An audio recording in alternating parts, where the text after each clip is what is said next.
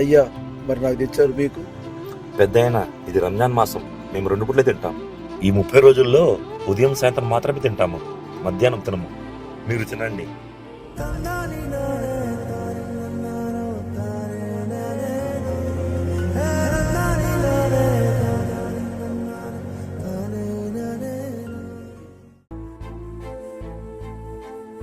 అయ్యా ఆ దేవుడు ఈ రంజాన్ మాసం మాలాంటి పేదవాడి ఆకలి తెలియడానికే పెట్టినట్టున్నాడయ్యా. ఇలాగే ఉపవాసాలు ఉండేవాళ్ళు ఒక పూట అన్నం తినరు కాబట్టి వాళ్ళు ఆ పూట భోజనం మాలాంటి పేదవాళ్ళకి పెడితే నాలాంటి ఎంతో మంది పేదవాళ్ళకి 30 రోజులు ఒక పూట అన్నం దొరికిందయ్యా.